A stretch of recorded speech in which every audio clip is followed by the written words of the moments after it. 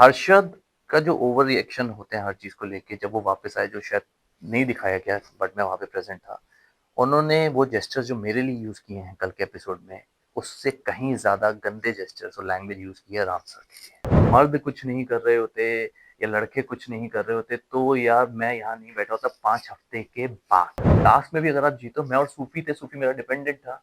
80,000 रुपए किसने कमाए थे? बट हर्षद ने कभी कन्फ्रंट नहीं किया उनको इस बात को लेके। उसने हमेशा बातें मुझसे आके बोली कि राम सर ने मेरे और शिवांगी को लेकर ऐसी बातें बोली। हम शिवांगी के लिए नहीं खेलने आए यार, हम सब अपने लिए खेलने आए हैं। तू खेलने आया है, तेरे को एक्स्ट्रा पावर दी गई है तो तू खेल भाई, हम नहीं खेलने आए। Hi guys, this is Dheeraj Dhupar and you guys are watching me on IWM Bus. So firstly, Dheeraj, we are shocked to see you out now Even because I'm shocked. जहाँ वो वीक आप safe थे, वहीं एक challenger आता है, आपको challenge करके आपको इविक्ट करता है। आपके साथ साथ सूफी भी आउट होते हैं, बट वो जो रीजन था वो काफी ही अनएक्सपेक्टेड था, coming from your friend only. जहाँ हमेशा आप प्रायोरिटी प्रायोरिटी के बारे में बात करते हैं, आप हमेशा सबको अप रखते थे, लेकिन उन्होंने आपको हमेशा सेकंड पे रखा था। इस पे क्या आप कहना चाहेंगे? यार even I am shocked to see myself here या टुडे। पहले मैं ये कहना चाहूंगा, it's just a game, play your game well, all of them. I am talking about all the inmates. क्या होता है कि मैंने पहले भी ये बात बोली थी शो में भी, एंड बहुत क्लियरली बोली थी कि मैं यहाँ दोस्त बनाने नहीं आया, मैं यहाँ कोई रिलेशनशिप बनाने नहीं आया, I am here to play game. और मैं वही कर रहा था। When I got a chance to terminate someone, I did that to the best of my capabilities.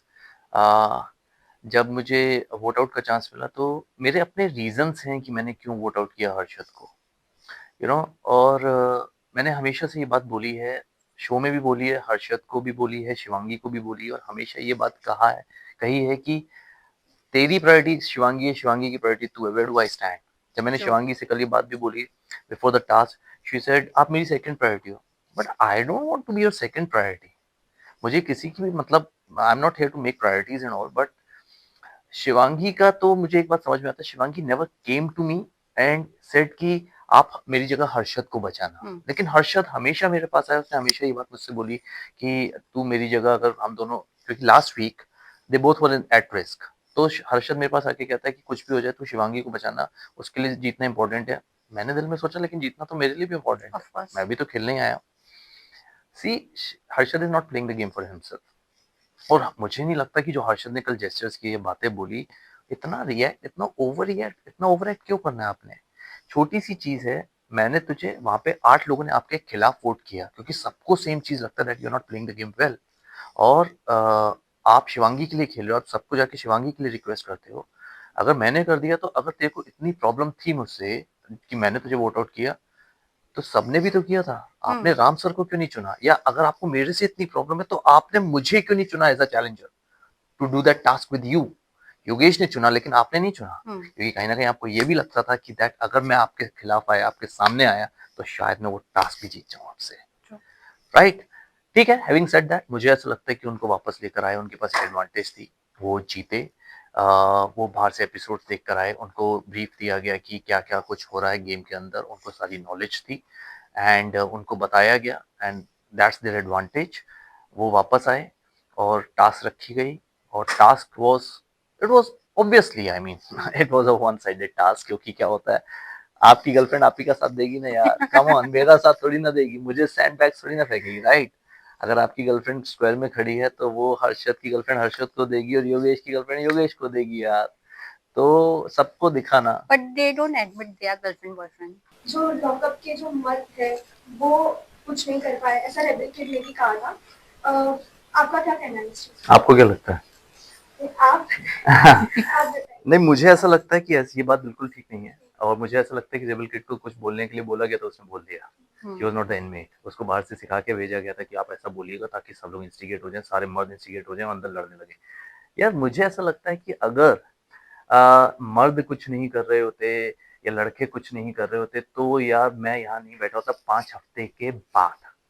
5 हफ्तों तक मैं ग्रीन था, without being at risk at all. मैं 5 हफ्ते तक वहां पे एक भी जजमेंट डे में नहीं गया। मैं क्या, बाकी जितने भी लड़के थे, चाहे राम कपूर हैं या वरुण हैं, वरुण तो अभी आउट हो गए।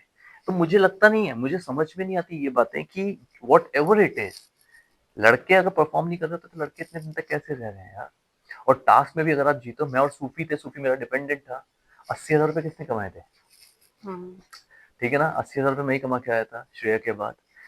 सारी टास्क में परफॉर्मेंस जितनी भी आप परफॉर्म देख लो फ्रॉम द वेरी फर्स्ट, और मैं ये नहीं कह रहा कि लड़कियां नहीं परफॉर्म कर रही, श्रेया लड़की है वो परफॉर्म कर रही है, तो सब परफॉर्म कर रहे हैं। ऐसा नहीं कि लड़कियां भारी हैं लड़के भारी हैं, और किसी ने अंदर खेलते वक्त ये सोचा भी नहीं कि लड़के परफॉर्म कर रहे हैं लड़की।